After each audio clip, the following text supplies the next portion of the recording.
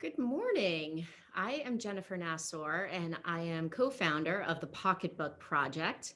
And here today, we are going to talk about part one of campaigning during COVID. It is definitely a novel experience, and one that anyone who has run for office in the past can attest to. Not very much the same, or anyone who has ever helped on a campaign. So today we have with us two wonderful women who did experience running during COVID locally. So we have Kim Healy, and Kim ran for state senate in Connecticut. She is a CPA and a former auditor with PricewaterhouseCoopers. And we have Stephanie Fattman. Stephanie is the registrar of probate in Worcester County, and she was first elected in 2014. She was the youngest and first woman ever elected to office. So welcome, ladies. Thank you for being here. And just for those of you who haven't done your research yet on the Pocketbook Project, we are an organization that supports, educates, and inspires women, right of center women, to run for office, to look at getting involved in boards and commissions, and getting involved in the political process and discussion overall. We know that women, especially right of center women, don't have enough organizations and enough support. And so that is what we are here to do. And we are always helping and wanting to support and looking for more fiscally responsible women. So if you're not ready to run, maybe you know someone who is. So I'm going to get started. First of all, for those of you joining us, we have a poll that will be going out. The first question is what state you live in, and the next question is going to be, have you run for office before, or are you considering it? So those are all of the questions that we have for you today. So with that, I'm going to get started here, and I'm going to stop talking, and I'm going to let these ladies answer some questions for us. So first question is for Kim. What is the process like running in Connecticut, and how do you get your name on the ballot? What is it like to fundraise in Connecticut? Because I know you have different rules there than there are in Massachusetts. And, where did you start when you woke up and you decided that you were going to run for state senate? How did it happen? Did you just call the clerk's office? Did you put together a team? Did you design your logo? What part did you start at? And walk us through this. Well, that I could spend all day talking about that. But I mean, to be very frank, and if you read some of the books about running for office, women typically need to be asked. And I have to be honest, and somebody asked me, someone called me, I had never met him, and he said, meet me for breakfast. And I did. And he convinced me that I was the right person to run for this seat that I ran for, the 26th district in Connecticut. And just a little bit about it. It's 7 towns. I live in one of them.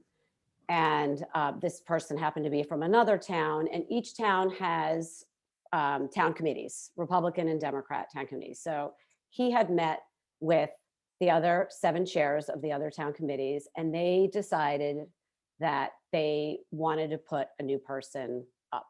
They wanted to support a new person. And they use the words turn the page. And I felt as a woman Republican that those are the words I wanted to hear. I wanted to hear they were looking for someone young and fresh and female.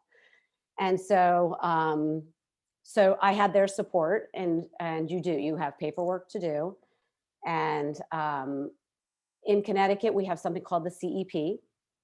And if you have to, for Senate, you have to get 300 signatures, which come in the form of a minimum of $5 donation up to 270. So you have to get 300 people to, support you with at least $5 up to 270, and you have to raise $16,000.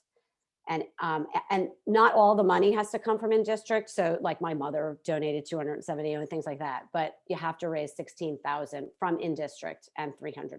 And then the state will basically fund your campaign to supposedly match what your opponent has.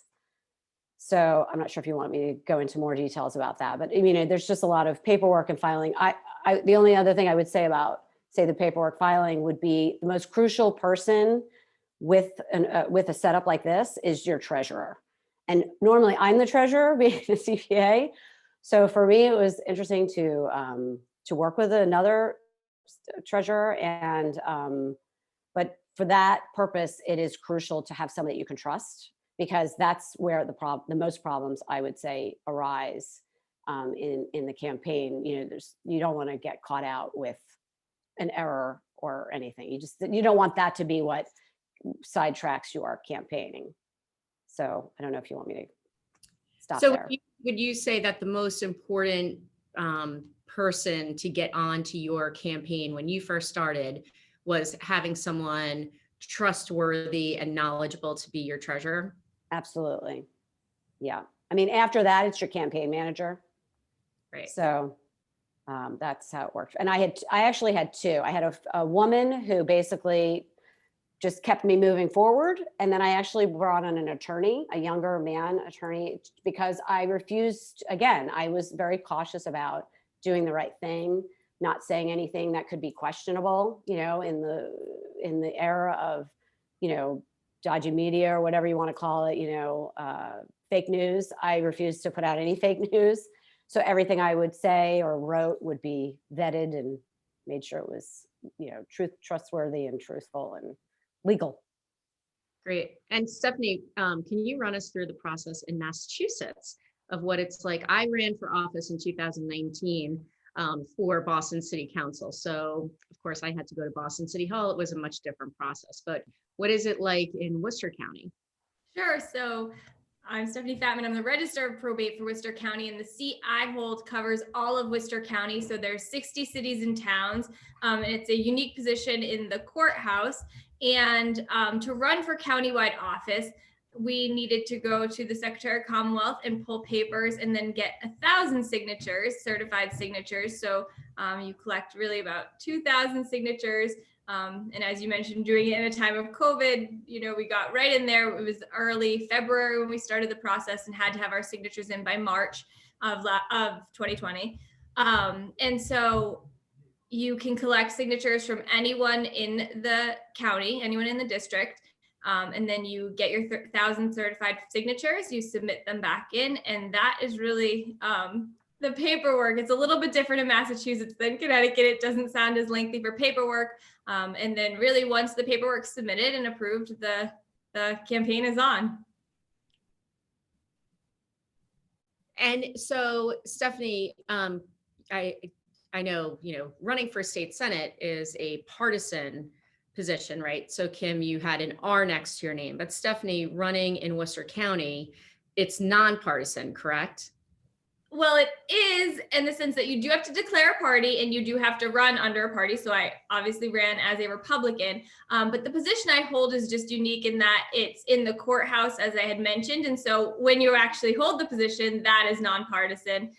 I'm not making policy. I'm really managing a court department. So this is a position in the judiciary rather than the legislative branch. So we're not making legislative policy. We're more enacting the policy that's already been put in place in the statutes and carrying them out through the judiciary. That's great. And what has it been like? What was the reception when you were first elected in 2014 as the youngest registrar and as a woman? Did you, and also I want to point out that you have had 3 children while you've been elected to office, correct? So what has that been like? Sure. It's definitely been different. As you mentioned, being the first woman elected, I think that you're really trying to break into this community that at the time in 2014, I was running, I was 26 years old. I was finishing up my last year of law school. And I think I was certainly an individual that many people didn't have on their radar to run for a countywide seat. People weren't expecting it. I was definitely the underdog. And it was just a campaign that people thought I could never win. I was running against a 12-year entrenched Democrat who had been in the system. And so it was a lot of hard work and proving myself and really just having a strong platform and what I wanted to do and what I wanted to accomplish as Register of Probate, and knowing that, we could do some really great things for the probate and family court. That's what I oversee in the county, the probate and family court. And it was very important to me to work hard for our families and try to do that for our community. And so I kept a positive message. I think that was the most important thing about my 2014 campaign, that we ran positively and we just focused on the improvements we could make. And then from there, as you mentioned, I was elected in 2014 and finished law school, passed the bar, and then went on to have 3 young kids, and then ran again in 2020 for re-election. So it's a 6-year term. So I had some time to do all that, and ran again in 2020. And really, I think the biggest challenge in that was facing COVID and figuring out how we're running a campaign in just a different time. Yeah, so I'm going to get back to that, because that is actually because Kim ran, I ran pre-COVID, Kim ran during COVID, you ran pre and then during. So I'm super interested to hear the differences. But I want to just take a second, because we are an organization, a political organization that only supports women. So men, we love you. However, this is not for you.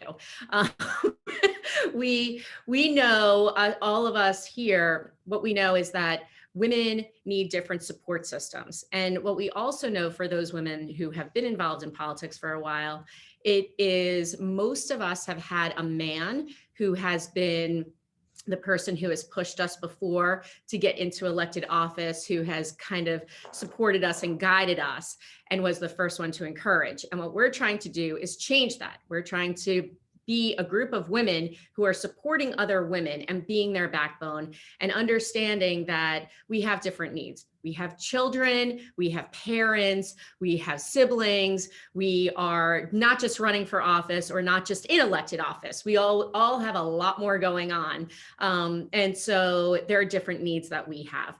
So that is why the Pocketbook Project is here, to make sure that we're doing that. So ladies, with having children, and Kim, yours are older than Stephanie's are, what was it like campaigning? It's a pandemic, kids are homeschooling, it's 2020, Trump is on the ballot, he's defining the message, the news is going bananas, and you've got to go home every day to your kids who also have their own social networks.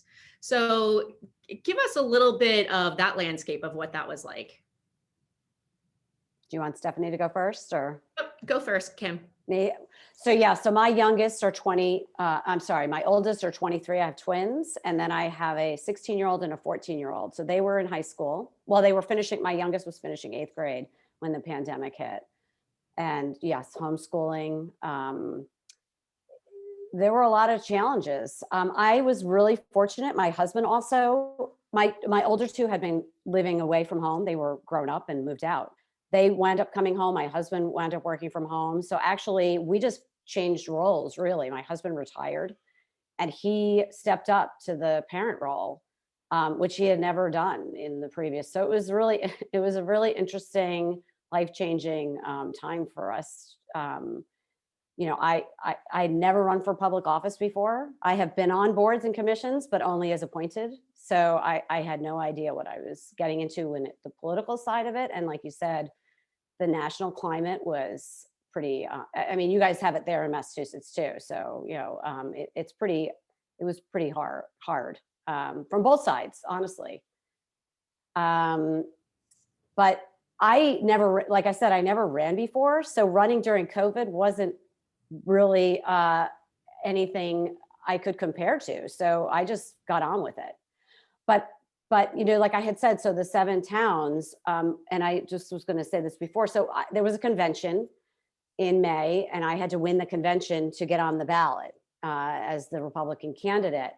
And so I had to basically meet people, because you couldn't go out in the very beginning of the pandemic, by Zoom calls, and sell myself on something I had never experienced before. It was a really wild time. And I had to fundraise over Zoom calls and things. So again, not knowing any better, I just got on with it, but it was really, really challenging, I would say, at least until the summer when things started to open up.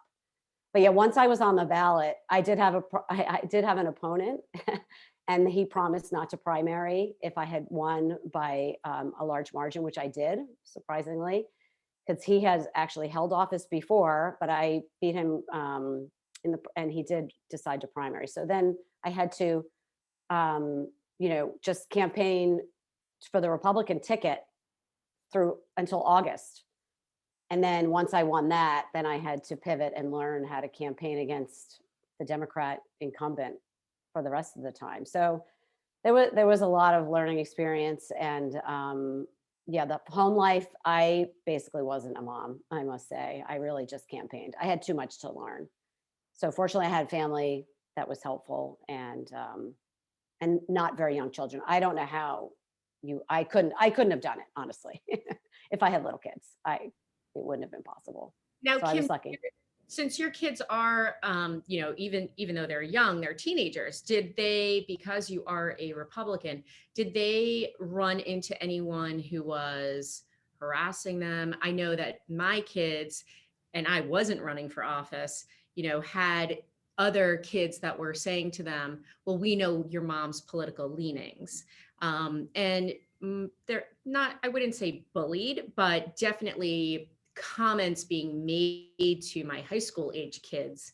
And so did you have any of that running and as a candidate? I think as well, COVID saved us from a lot of that. I had people come and yell at me on the street, but I think that because people were at home, the kids, they didn't have after school activities. So they did go to school starting in September.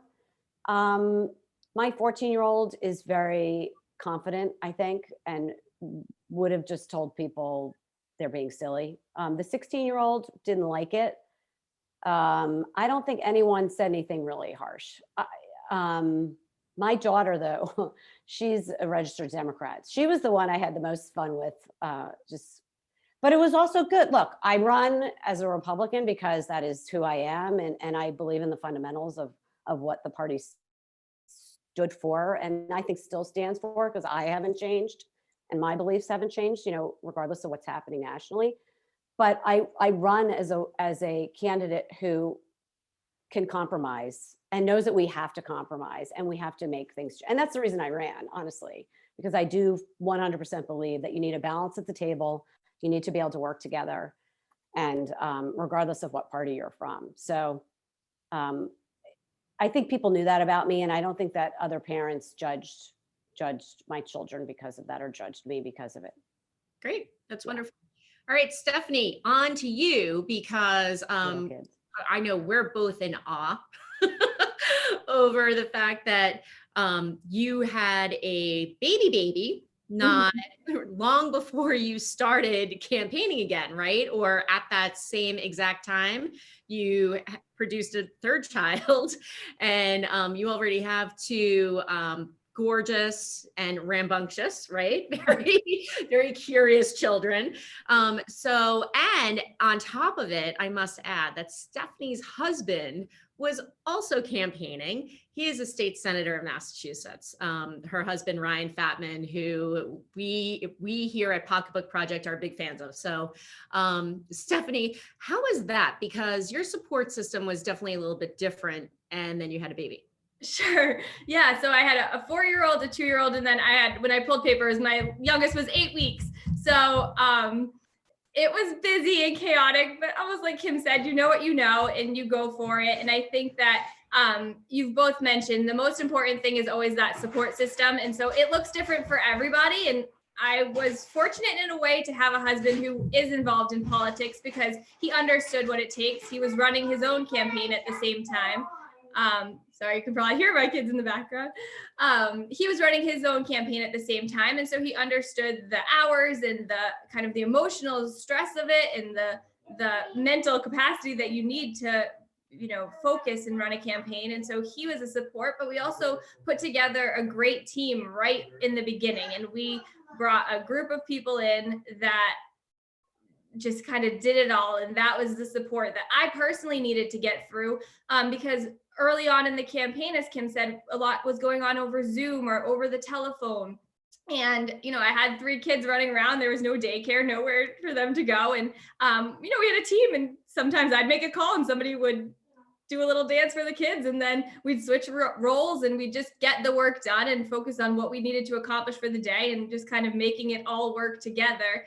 And I think that, like Kim said, you feel almost like you're not being a mom during that time. But I think I tried to think of it as my mom duties were shifting and I was just being a different type of mom. And so it's always been really important for me and my family to show our children that our community matters and being involved is important, and we're out to make a difference and do the right things. And I think, especially like you said, being a Republican in this time, there's a reason and an importance in showing people what that looks like for us. And we had that message to carry, and so it was very important that we make it all work, because we want to do that for our communities and for our families. And so it was just a different type of family life than what we would be settled into now. But you kind of take that sacrifice, I'd say, for the year, because you know that there can be a greater good at the other end of it. I love that. It's so true. I mean, there was a lot of pizza and a lot of takeout in my house when I was campaigning, and, trying to like get kids to doctors and go to school events and try to do it all. I was able, when I was campaigning, it wasn't COVID, so my kids were out there with me. So definitely a different experience when you're campaigning via Zoom. So Stephanie, I do have some questions. I'm going to answer these questions in a second, but Stephanie, I want to go back to the difference between 2014 campaigning and then 2020 campaigning. So when it's normal life, for anyone who is watching this, in normal life, you have a different type of campaigning than right now, which will bring me to our next questions. But what was it like campaigning in 2014 versus 2020? Sure, especially for a position like mine that's countywide. You have 800,000 constituents that you're trying to reach. And so the campaign is mass numbers, a lot of people, reach them all, get in front of as many people as you can. And that is event after event after event. And getting up on every stage you can find, at every chicken barbecue and at every festival. And, the summer is so important, all those events that take place across the county. And that's really all you can do. As Kim mentioned, we have to campaign, we have to fundraise for these positions, and to reach 800,000 people, that's a lot of money. And so in ways you have to be frugal and pinch your pennies and figure out where you're going to spend the money. And like I said, so much of it is just getting yourself in front of other people in the community and doing it at big events. And so in 2020, we had the strategy, we were ready to go. And when COVID hit, that changed, because every plan for a big event was no longer accessible. And we had to figure out, how are you going to reach what we expected to be big numbers, about 400,000 people voting, which is what it panned out to be. How are you going to reach them without ever getting in front of them in the community? And so that's really where we had to shift our strategy and refocus. And so it turned into a lot of phone calls. That was the most cost-effective way to reach people. Auto dialing and just calling people, emailing. Zoom became a popular way to try to attract an audience, if you will. And so, yeah, just shifting the focus. And I think that that's what was most important in the 2020 campaign, is that you always have a strategy going into any campaign. That is important. You want to know what your end goals are, what you're going to accomplish along the way, but you also have to be flexible in that strategy, because things change, life happens. And so how do you still achieve your goals, but maybe it looks a little bit different to get there? Definitely. That's great. Go with the flow, right? I mean, and that's one thing that we all know as women and moms. Stuff comes up and you just have to kind of just go with it and then get back on track. So Kim, since this was your first campaign, how did you reach voters? How are you able to connect with people? So, I mean, we did a whole combination, like Stephanie was saying. We did a lot of phone calls. We did text messaging. We did print pieces. We did, letters to the editor, and we held some outdoor events, where we would do a meet and greet on the street, and like we would set up a little area in some of the towns. So it's kind of interesting. So 7 towns, every town has a different feel for it. So some towns were super sensitive to public gatherings, and so we didn't do any there. So we spent more time, and we didn't do doors there really either. Other towns in the northern part of the district, you wouldn't have known there was any, especially last summer, that there was as much going on with COVID there. So we did doors. We held some events, out in the public. A few towns had campaign headquarters, and we would invite people to come in to those. We did some breakfasts there was an old inn that would let us have a breakfast outside on the front porch. Again, not knowing any better, I would have loved to have been able to do like parades and things, they were unfortunate, those kind of events I was hoping to have. I mean, at the end of the day, I think one of the questions that we talked about was what would I have thought the most effective communication or effective campaigning skill would have been, and it would have been the face-to-face, regardless of how it happened. Those were the most swaying, I think, especially with all the animosity and the bad feelings about national politics. Even Republicans who was running for president, would ask me. And once they met me, I felt like I could explain who I am. And then it really, because even though you could say it in a mail piece or in a text, when they don't feel the sincerity until they see you. And then you could say, look, Washington politics that's not what I'm running to be or who I am. And I'm just running to represent the 7 towns. And this is who I am and what I believe in. And so we did as much as we could out in the public, but, like I said, some towns just weren't as open to that. So we used a lot more mail there. That's great. That's excellent. So I'm going to answer, right now I have 2 questions, and I encourage anyone else to please ask questions, but one question, and I don't know, did either of you, I'm sorry that I don't even know this, did either of you run against another woman? I did.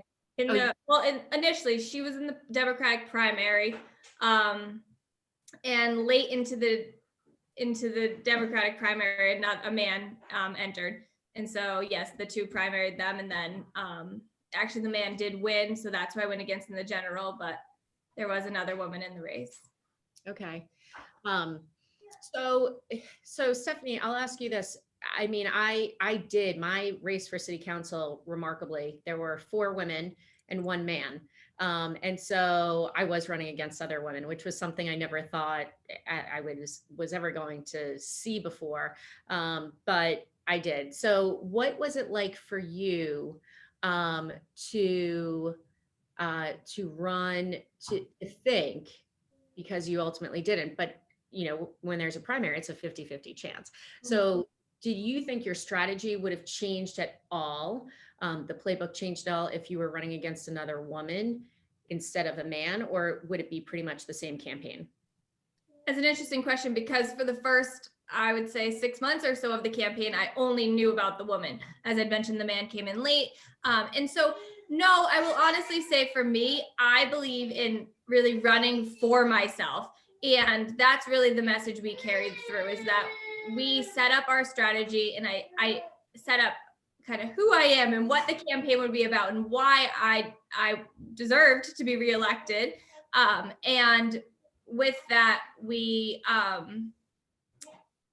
just kind of kept with that strategy. And I think that to me, that was most important, is just, this is who I am, regardless of who's running against me. This is what I want you to know about me. And I think that that's really what I had said previous about the 2014 campaign. That's really how you stay positive. I think if you focus too much on who you're running against, that can get you very emotionally involved and can turn things negative. So really just focusing on who I was. And, a lot of that we made about myself and my family, and really even to some degree, just the kids, in the sense that I had a family and I have a family, and that was important to me. And she did a little bit of the same as well, but yeah. Great. Okay, so now I want to move on just briefly because we're gonna cover this topic in another webinar. So hopefully you guys can join us or send more friends this way. But can you both? Well, Kim, this doesn't really apply to you because, well, it does because you still had to raise that money to get the financing. But Stephanie, you know what fundraising is like in Massachusetts. And normally we have fundraisers and they're live and you get to connect with people and shake hands. And I'm a hugger, hug people, shake hands, say hi to everyone. What is it like to fundraise over Zoom? Stephanie. Want me to dive in? Different. At first it was a bit uncomfortable. I will say I'm just like you. I love to connect with people and meet them and just be with them, but it just wasn't possible. And so like we said, we had to adapt. And so it can be a little bit difficult. I think fundraising in general can be difficult, and it's kind of a necessary evil of running for office because you can't run without funds. You have to be able to have the money to put towards your message, and you have to do the fundraising. And so I think for us, even with Zoom and just in general in 2020, just personal relationships became very important. A lot of those personal phone calls and reaching out individually to people and saying, this is where I'm at, and this is what we need to get over the finish line. What are you able to do to help? And that can be a difficult conversation to have, and it's not always easy, but it is necessary and essentially effective when you're focused on, you need this much money and you have to raise it. And I mean, for my campaign, we raised about $200,000. It was a lot of money. And so, yeah, a lot of phone calls and a lot of reaching out and a lot of just sharing your message. And I think just mostly having that focus and that strategy on what it is you're trying to tell people in a kind of short, succinct way. And that was the easiest, I think, for us on Zoom is keep the focus, keep the message, get it all out there, and then see what comes in.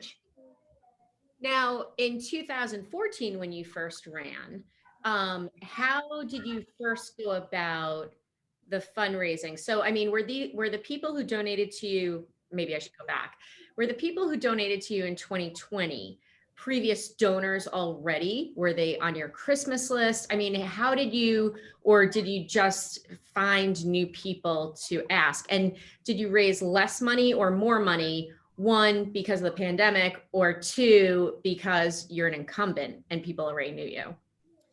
Interesting. So a little bit of everything. So we obviously used our previous donors. I was fortunate to have a 6-year term. And so over 6 years, we've met donors and we've met people who are willing and able to contribute to the campaign. And so we raised a little bit each year. That was kind of the goal and the strategy. And then in an election year, I think people generally are able to fundraise a little bit more because people that are donating understand that this is it. This is your chance and this is the money you need and have. So we certainly raised a bit more this past year.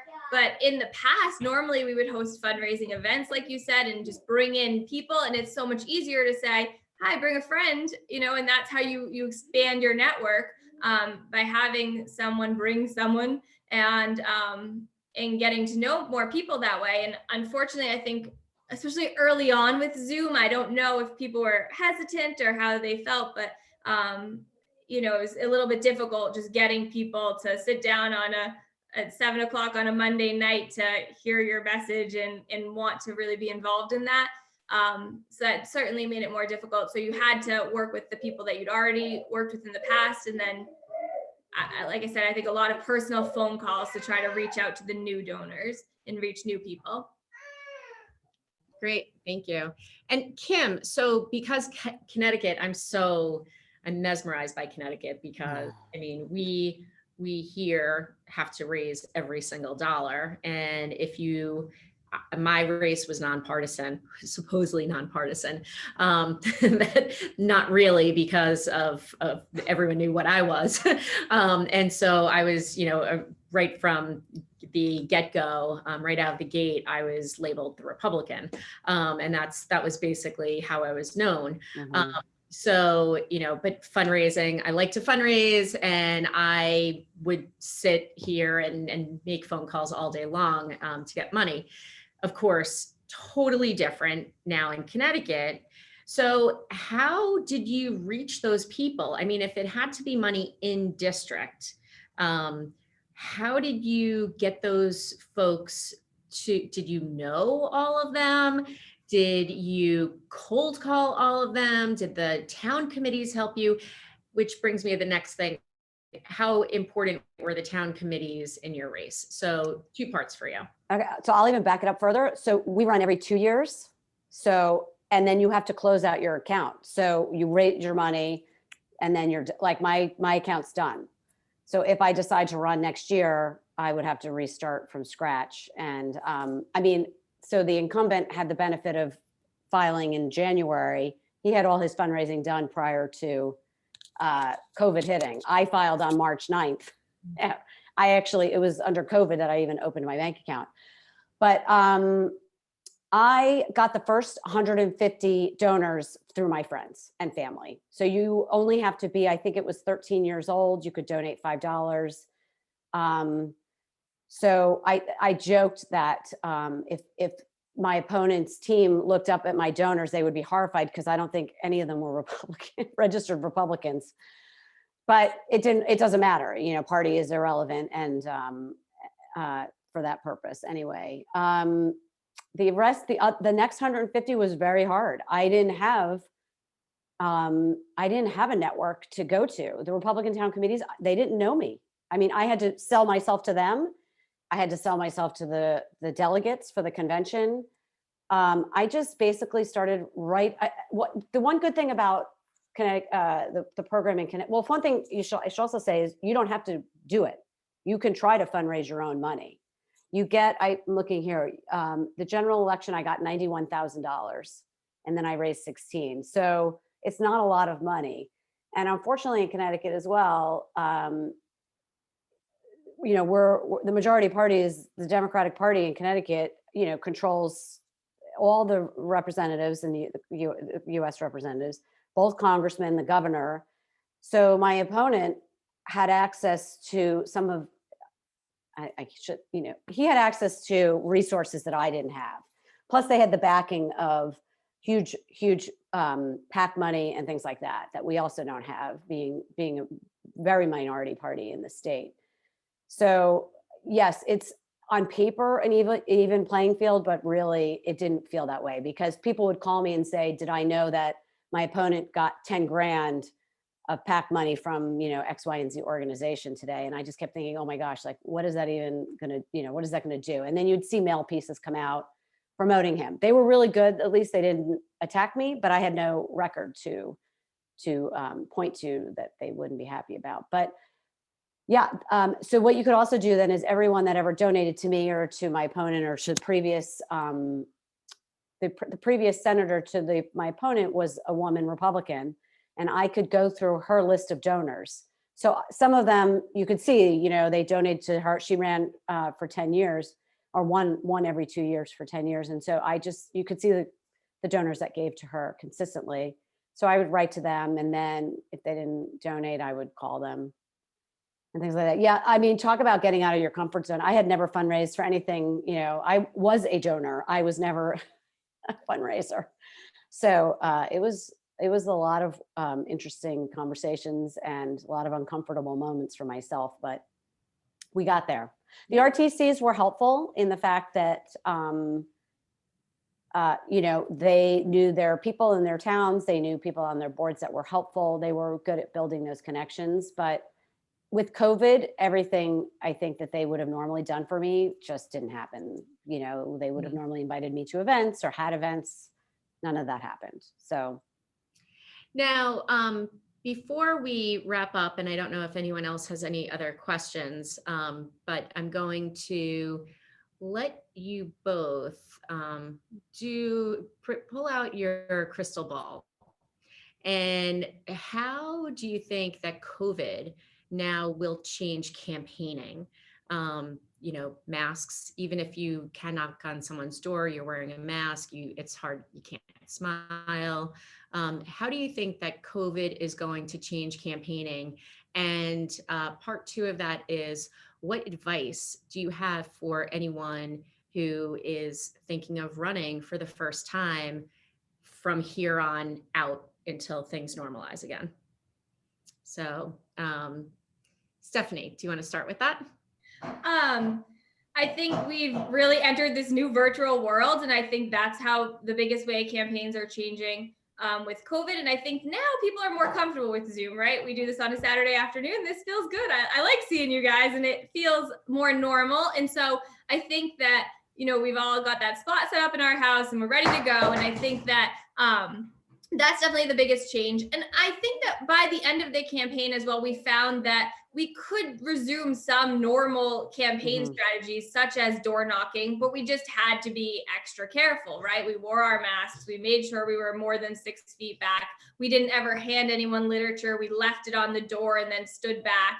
And so I think that door knocking is always crucial in a campaign. And so, you just have to find ways to adapt. And I think that's what COVID has taught us. I think that that's what we're looking at in the future. There will be ways, I think, in the upcoming year or so to have outdoor events safely, social distanced. And so I think that hopefully we're going to find a little bit more of that balance of the old way and the normalcy, and then just doing it in a safe way that, helps people, it makes them feel comfortable. So I think that anyone running in the next year or so really can just look at the normal playbook and then just make the adaptations necessary for COVID. But like I said, I think though, phone calling is effective and Zoom is effective, and that works. So I think it's just adding that into the usual mix. I think you're muted, but are you just leading into me? Myself. So yes, I said, Kim, how about on your end? What do you Yeah, think? I would agree. And I think also, for the people that have young families that can't get out of the house, maybe you can still hop on a Zoom. If I would think that this should go forward, this Zoom opportunities for people that, where you have both of them set up. There are people that really like to be in person. And then, that's how we did some meetings over the summer where we would have, they had limited capacity inside. We had a few people inside, but a bunch of people on Zoom too. And I think it's, I'm in Florida. So, we can, or wherever, we're all over the place. So I think it definitely gives people more flexibility. The other thing that we didn't talk about was social media. And I mean, it's a curse and a blessing, right? I mean, we were able to do a lot of really effective ads and get videos out on social media. And we did hire a big firm to do social media for us. And I think it was effective, but I don't know what that's going to look like after COVID. I think that there's going to be a lot of changes, and I don't know if it's going to, I think it might be for the better, because it just opened us up to some crazy comments and pretty, yeah. So I hope that some of that actually goes away, and that with COVID we can, and after, it's over, we can start to do all the public events again, and then do have that opportunity for people at home to be able to kind of listen in at least. Yeah, definitely. I think that I think getting, for all of us, we're all social beings. Mm-hmm. We wouldn't be in politics if we weren't social. I think that would be really weird. We like the interaction and we like communicating with people. And so I think Zoom was so strange at first. But now I look at it, and I have 3 kids ranging from 9 to 17. And so someone's always in and out of the house. Someone always has some sort of need. And the nice thing about Zoom is I could connect with anyone I need to and see them face to face in the comfort of my own home. So I hope that anyone who's thinking of running for office isn't pushed off and turned off from the fact that things are not the same as they were 2 years ago or 3 years ago or 4 years ago. because of the way life is today, because you could just as easily campaign seeing people on Zoom as you can going to an event. And hopefully one day we'll all be able to do that again, especially for those of us who are in New England where our restrictions are still there. Unlike being in Florida where it's a lot more open. So that's great. Ladies, I really appreciate it. Kim, you brought up a good point, and something I also want to mention to any of our viewers today and for going forward. We are planning on doing a social media training, and that will be outside of a COVID related campaign, but just in social media in general. And so we're hoping to have someone from one of the big social media companies come on and walk everyone through in the best way to use the technology. So do either of you, I would love for each of you just to give, a quick little closing on your end, and anything you want on being a woman, being a mom, running for office, getting involved in politics, the importance of getting involved and having your voice heard. So Kim, go for it. I would just say it's crucial that we stand up.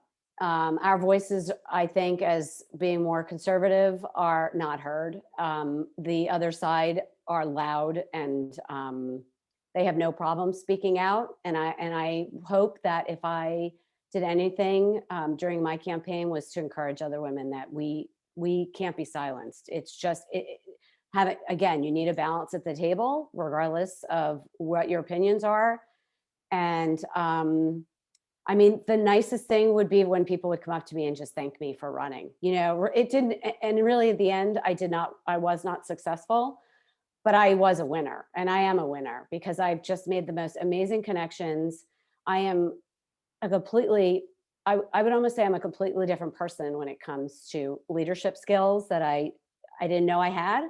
And I didn't know that people saw them in me. And so it's probably been, besides being a parent and being a mom, it's probably been the most rewarding year of my life. So, and you'd be surprised, like it's very isolating, but yet, it's just worth it. It's worth it. And we need to just get more women to do it.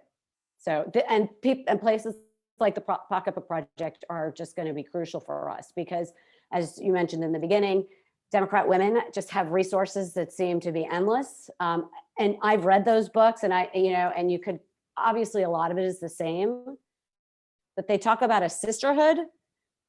And I would like us to have that too, because I think it's important. We don't normally do identity politics on our side, but I don't think a little bit of it would hurt us at all. So that would be my final thoughts. Absolutely. And you are a winner. Just even taking that step to get out there and run makes you a winner, because not a lot of people have the, have had the courage to do it. So thank you for stepping out there. Stephanie, how about? Sure. I echo that. I think campaigning has been one of the greatest things that's changed me and helped shape me as really even a woman and a mother and a leader. But I think that what's so important for women in politics and running is that we need camaraderie, and we need teamwork, and we need to continue to network. And I echo that, the Pocketbook Project is perfect for that. And I think everyone even taking the first step to just listen in today is just crucial and huge. And continuing to ask questions and learn. And I know you had mentioned we're all social in politics. And I think I speak for myself, but probably others, we're always willing to grab coffee or take a Zoom call or find time to connect with other people. And sometimes it's hard to make that first step and that first connection and asking somebody to meet, but we all want to, and we're all willing to. And I think that that's so important. That's how you learn and you grow, is by meeting people, having one-on-ones, and really delving into the difficult questions and having these conversations, because my experience could be similar to yours or very different, but also shape how you move forward. And so really the networking piece, I think, is the most important for anyone that's looking to run for office, especially a woman running for office. We need to connect together, share our ideas, share our thoughts, and and keep forums like this continuing so that we can all learn and grow from it.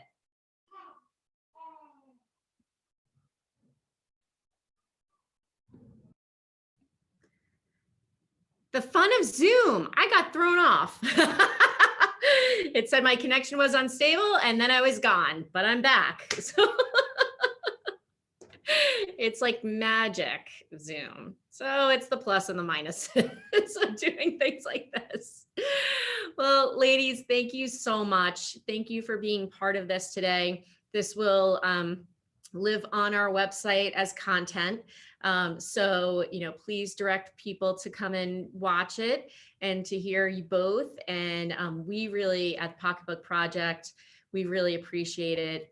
My partner, co-founder Christina Bain, and I, our board, our executive director, we are so happy to have you with us today. And please go out and please encourage other women to run for office. That is all of our duty as women who are here first, is to encourage others that are coming behind us to stand up and to run, and then for us to help support them, educate them, and show them the ropes, give them, thank you so much. Have a wonderful day, everyone. Enjoy well, Kim, you have better weather, but it's not so bad here in New England today. So thank you, everyone, and we'll see you soon. Take care.